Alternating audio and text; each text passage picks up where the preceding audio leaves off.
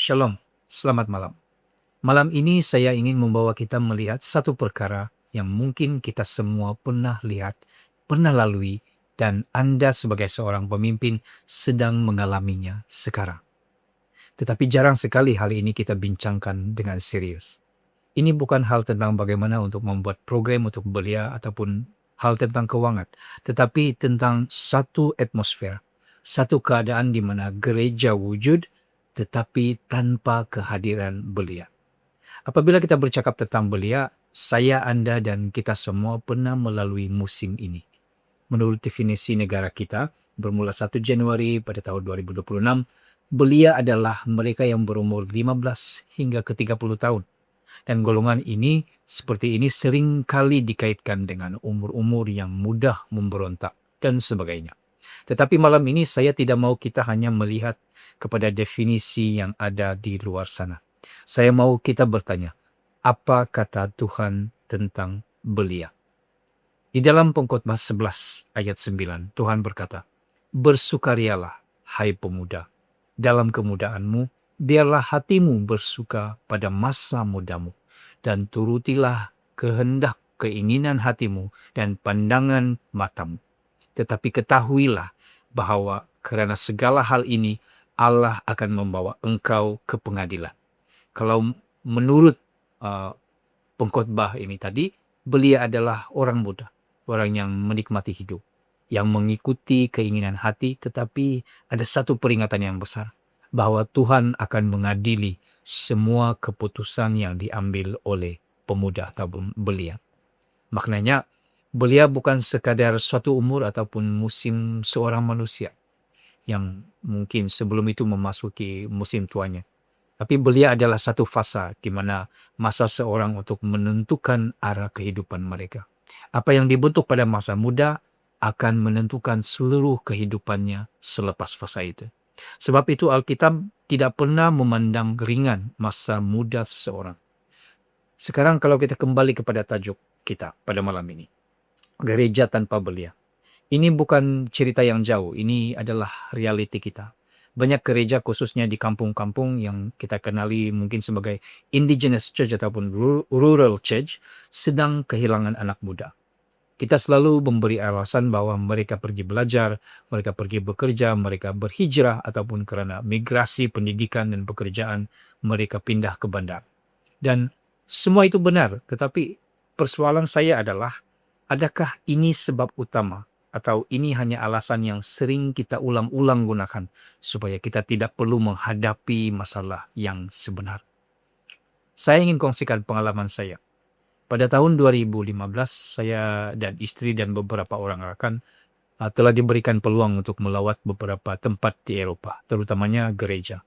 Pada suatu hari Ahad, kami pergi ke sebuah gereja lokal dan yang paling muda ada di sana adalah seorang yang berumur 40 tahun lebih.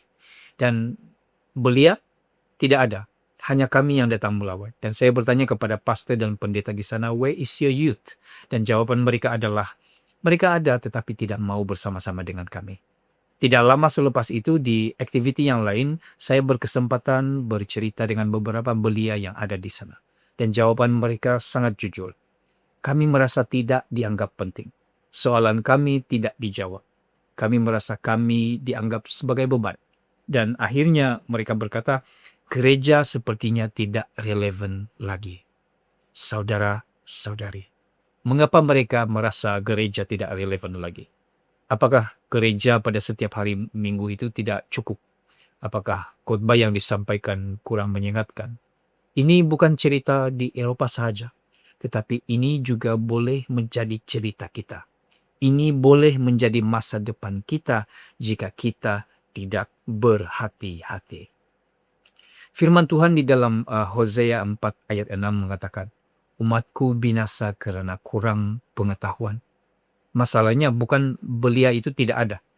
Masalahnya belia tidak dibentuk dengan pemahaman akan firman Tuhan. Secara jujur, ini bukan hanya untuk belia saja, tetapi untuk anak-anak sekolah minggu juga. Ianya tidak berkata tentang quantity, tapi quality. Kalau masa muda mereka tidak didedahkan dengan kebenaran, mereka pasti cenderung untuk memilih pilihan yang salah. Kita sebagai pemimpin gereja harus sadar diri. Mungkin kita rasa kita berjaya dari segi pengurusan, dokumentasi, membuat acara meriah. Kita mungkin rasa berjaya. Kita berjaya kumpulkan mereka, hiburkan mereka, libatkan mereka, tetapi mungkin kita gagal di dalam proses memuridkan mereka. Inilah poin utama saya pada malam ini. Gereja yang tanpa belia karena pemuridan yang lemah. Apakah ini tuduhan? Tidak. Kita sebagai pemimpin gereja harus sentiasa katakan bahwa belum cukup. Anak-anak di gereja masih perlu dibimbing. Pemuridan yang ada itu tidak tidak bermaksud hanya untuk mengajar hal Alkitab, tetapi ia merefleksi apa yang tertulis di dalam Hosea 4 ayat 6. Umatku binasa karena kurang pengetahuan. Mari kita lihat lebih dalam lagi tentang ayat Alkitab yang kita baca sebentar tadi daripada kitab Hosea 4 ayat yang ke-6. Berbunyi dengan ringkasnya seperti begini. Umatku binasa karena kurang pengetahuan. Tetapi ayat ini sebenarnya jauh lebih tajam daripada sekadar tidak tahu.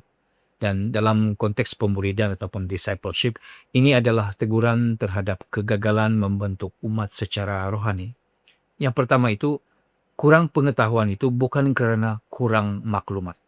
Perkataan pengetahuan di dalam teks Ibrani asalnya menunjukkan kepada sebuah hubungan yang intim dan ketaatan kepada Tuhan. Bukan sekadar tahu fakta tentang Tuhan. Jadi di dalam pemuridan itu masalah utama bukan orang tidak belajar, tetapi orang tidak dibimbing untuk hidup di dalam kebenaran. Jadi pemuridan yang lemah itu adalah menghasilkan jemaat yang tahu firman, pernah dengar, pernah tahu tentang hal itu, tetapi tidak hidup di dalam firman itu.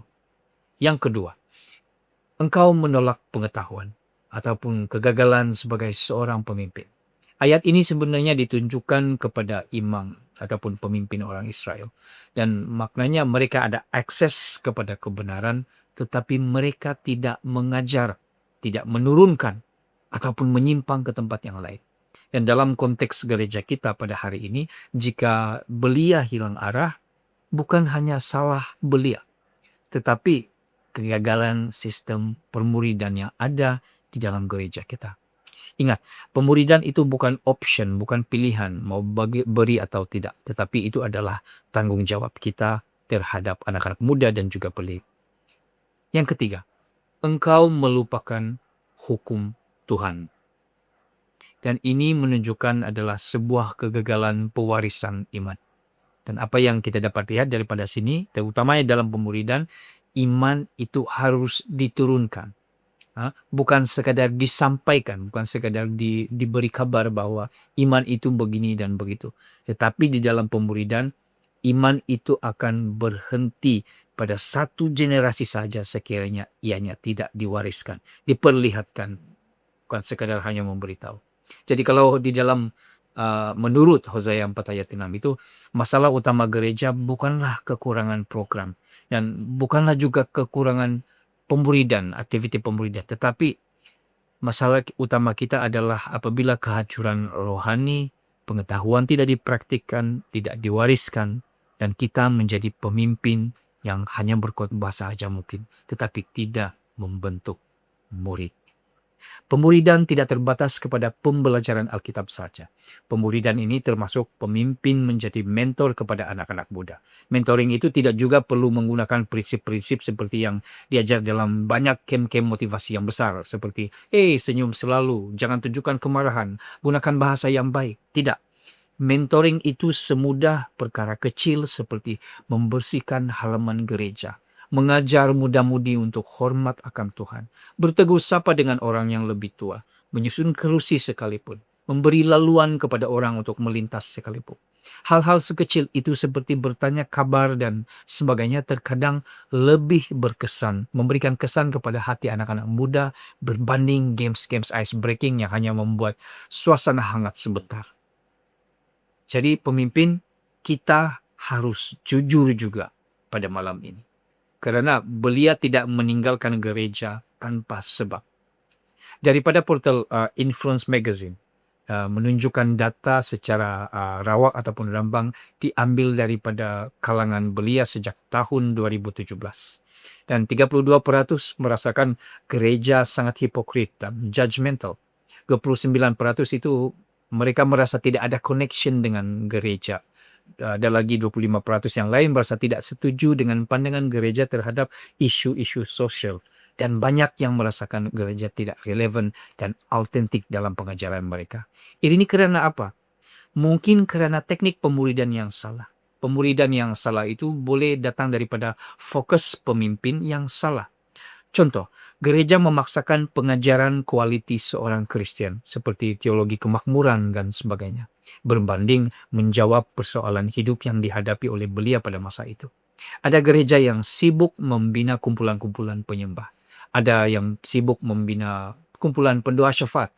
Ada yang sibuk membina pemimpin-pemimpin pujian yang terkenal, dan ada hal-hal yang berkaitan dengan kesenian sehingga lupa menegaskan tentang kebenaran dan mengajar anak-anak untuk memahami kenapa harus dunia begini dan dunia begitu. Di kesempatan ini juga saya ingin memperkenalkan kepada Anda sebuah alat yang boleh membantu kita sebagai pemimpin untuk mencari jawaban ataupun mencari solusi dalam permasalahan-permasalahan kita di dalam pemuridan. Dan kalau ada Anda lihat di bahagian sini, saya sudah sediakan ada satu gambar raja. Dan gambar raja ini saya sebut sebagai pohon sebab dan akibat ataupun penyebab dan juga akibat dan kesan daripada masalah yang kita hadapi. Yang pertama sekali itu adalah pemuridan yang salah fokus. Yang di tengah ini menunjukkan masalah yang kita sedang hadapi sekarang, yaitu pemuridan yang salah fokus. Jadi kita mula dengan apakah yang menyebabkan pemuridan yang salah fokus itu. Yang pertama sekali di bawahnya, yang menyebabkan pemuridan salah fokus itu adalah disebabkan oleh pemimpin atau kita. Kadang-kadang kita salah tafsir persoalan belia. Bagaimana kita menjadi salah tafsir persoalan belia? Kerana kita pemimpin yang tidak mendengar dengan baik. Dan inilah yang perlu kita perlu praktikkan atau kita perlu perbaiki dalam saya dan Anda semua, adalah menjadi pemimpin yang dapat mendengar dengan baik. Jadi di dalam di dalam akibat ini kita akan menjadikan semua yang dari bawah ini akan menjadi positif sampai ke atas. Itulah cara kita menyelesaikan. Dan mari kita lihat, sekiranya pemuridan kita salah fokus, apa akibatnya nanti? Yang pertama, belia menerima pelajaran yang tidak tepat. Apabila belia menerima pelajaran yang tidak tepat, belia akan merasakan mereka tidak dilengkapi dengan hal-hal yang penting. Apabila mereka merasa tidak dilengkapi dengan hal-hal yang penting, akhirnya kualiti belia itu tidak menjadi seimbang. Dan kualiti yang tidak seimbang itu adalah seperti kita lebih mengajar lebih banyak hal teknikal berbanding kebenaran firman Tuhan. Jadi kerohanian mereka menjadi tidak seimbang kerana mereka lebih banyak tahu metode berbanding pemahaman yang baik tentang Alkitab.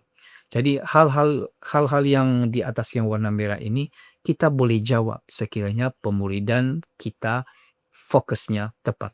Kalau kita jadikan positif pemuridan salah fokus ini, bermaksud teknik pemuridan kita atau pengajaran yang kita berikan itu menjadi sebuah pemuridan, cara teknik pemuridan yang tepat. Dan yang di atas itu yang warna merah akan menjadi belia menerima pelajaran yang tepat. Kemudian belia dilengkapi dengan hal yang penting, dan akhirnya kualiti belia yang baik akan dapat kita capai. Dan selain daripada ini, saya juga ingin memberi contoh bagaimana kualiti belia itu dapat dilihat bukan hanya kepada apa yang mereka ketahui secara teknikal, tetapi pemahaman mereka terhadap Alkitab. Sila dengar contoh ini dengan baik-baik.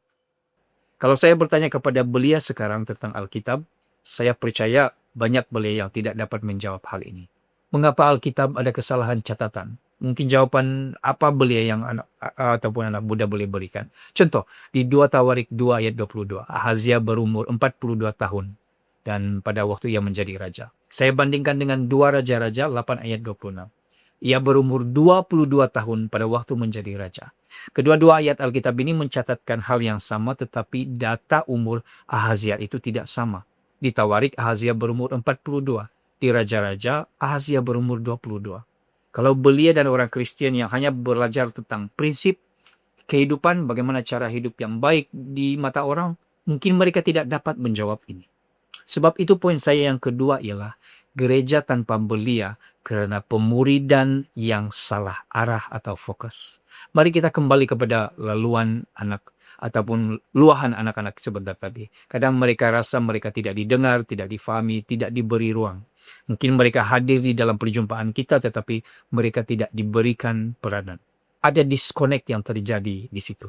Tetapi ini kalau kita terlalu fokus kepada persoalan mereka, kita juga mungkin tersesat di dalamnya. Oleh itu saya mau kita fokus kepada pemimpin setempat yang ada. Ikutlah gerakan anak-anak muda dengan penuh hikmat. Lihatlah keperluan mereka. Kadang-kadang keinginan mereka juga boleh menyesatkan mereka sendiri.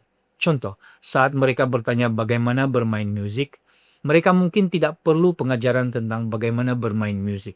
Mungkin mereka perlu diajar mengapa bermain musik yang baik itu penting di dalam gereja.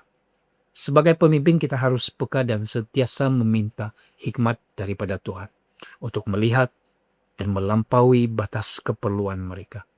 Perkara ini sering kali kita terlepas pandang. Kita selalu leka dan sibuk mungkin karena birokrasi gereja. Apakah keadaan kita sekarang ini masih boleh dipulihkan? Atau kita juga pada suatu hari nanti akan menjadi seperti gereja-gereja yang ada di Eropa yang hampir kosong dan kehilangan generasi penerusnya. Tetapi ini bukan pengakhiran. Sebenarnya ini adalah peluang. Jadi apa yang kita perlu lakukan? Jadi kita sebagai pemimpin, kita bukan hanya fikir tentang program, bukan sekadar activity, tetapi kita harus memberi mereka tempat, memberi mereka suara, memberi mereka tujuan, dan yang paling penting, muridkan mereka. Beri mereka tahu dan faham kenapa mereka ada di tempat mereka berada saat ini. Gereja tanpa belia karena pemuridan yang lemah. Gereja tanpa belia juga karena pemuridan yang salah arah. Selain daripada itu, pemimpin, pastor, gembala atau semua yang terlibat dalam pelayanan ini harus terbuka untuk menjadi sorotan. Selain daripada memuridkan mereka, kita mempunyai tanggung jawab yang lebih besar, yaitu menjadi contoh yang baik kepada mereka semua. Izinkan saya untuk membawa kita melihat bahwa gereja yang tanpa belia itu bukan sekadar kita kehilangan angka. Ia sama seperti kita kehilangan masa depan. Gereja kehilangan masa depan. Secara perlahan-lahan, tetapi lebih berbahaya, gereja yang masih mempunyai belia banyak sekali jumlahnya tetapi tidak membentuk mereka. Kita kehilangan mereka secara perlahan-lahan tanpa kita sadar. Akhirnya kita menuding jari ke arah yang salah. Penuh dengan alasan-alasan seperti pendidikan, career, migrasi, ekonomi, dan sampai terkadang kita menyalahkan denominasi yang lain sehingga tergurislah nilai okumeni gereja kita. Soalan saya malam ini, apakah gereja Anda menjadi tempat di mana belia mahu tinggal dan menetap? Dan walaupun mereka hidup menurut arus kemodernan, mengejar tanggung jawab di luar sana, mengejar tanggung jawab sebagai keluarga, sebagai pendidik, atau mereka jauh di tempat yang lain, tapi mereka masih mau ke gereja. Bukan karena ada fellowship yang hangat, tetapi mereka dapat mendekat kepada Tuhan karena ada pemuridan yang baik. Menjawab segala pergumulan hidup mereka, dan yang lebih penting, mereka sentiasa haus, dahaga, dan lapar. Dan melalui gereja mereka dapat makan roti yang mengenyangkan. Apakah kita melakukan hal ini di tempat kita saat ini? Malam ini juga kita tidak hanya bercakap tentang belia. Kita sedang bercakap tentang masa depan gereja itu sendiri. Alkitab sudah memberi kita amaran yang lebih awal. Jelas di dalam Hakim-Hakim 2 ayat 10, dia mengatakan, bangkitlah satu angkatan yang tidak mengenal Tuhan. Ini bukan sekadar sejarah. Ini bukan sekadar menakut-nakutkan. Tetapi ini adalah satu kemungkinan. Jika kita gagal hari ini, kalau gereja kehilangan belia, kita bukan kehilangan program atau activity ataupun apa saja. Kita kehilangan sebuah generasi. Kalau gereja kehilangan belia, kita bukan kehilangan tenaga. Kita kehilangan pewaris iman. Dan kalau gereja kehilangan belia, kita sebenarnya sedang menutup pintu masa depan kita sendiri. Tetapi malam ini bukan untuk menakut-nakutkan kita, bukan untuk mencari siapa yang salah, tetapi untuk menyedarkan kita bahwa Tuhan tidak pernah merancang gereja tanpa belia. Di dalam 1 Timotius 4 ayat 12 mengatakan, jangan seorang pun menganggap engkau rendah dan engkau muda. Ini bermaksud belia bukan penonton, belia bukan cadangan, belia adalah alat Tuhan sekarang. Jadi persoalannya bukan di mana belia hari ini, tetapi persoalannya yang sebenar adalah apakah gereja memberi ruang untuk mereka? Adakah kita membimbing mereka dengan tepat? Atau kita hanya menunggu mereka untuk datang sendiri kepada kita? Dan kepada belia yang ada di sini, dengarlah baik-baik. Di dalam Pengkhotbah 12 ayat 1 mengatakan, ingatlah penciptamu dalam umur-umur mudamu ini. Jangan tunggu tua baru serius dengan Tuhan. Jangan buang masa dengan perkara yang tidak kekal. Karena masa muda bukan untuk dihabiskan, tetapi untuk dipersembahkan kepada Tuhan. Dan akhir sekali, saya ingin kita semua untuk mengingat sesuatu hari ini. Gereja yang kuat bukan gereja yang besar, tetapi gereja yang berjaya memindahkan ataupun mentransferkan iman mereka kepada generasi yang seterusnya. Gereja yang hidup bukan gereja yang sibuk, tetapi gereja yang mempunyai belia yang menyala bagi Tuhan. Jadi malam ini, pilihan ada pada kita semua. Adakah kita mau menjadi gereja yang perlahan-lahan kosong atau gereja yang penuh dengan generasi yang akan bangkit, mengambil panggilan untuk terus meneruskan generasi ataupun legasi gereja Anda. Saya tutup dengan satu ayat. Jika kita gagal untuk menjangkau belia hari ini, kita akan kehilangan gereja untuk hari esok. Semoga kita semua terus kuat dan terus memandang ini sebagai satu panggilan yang penting daripada Tuhan. Selamat malam.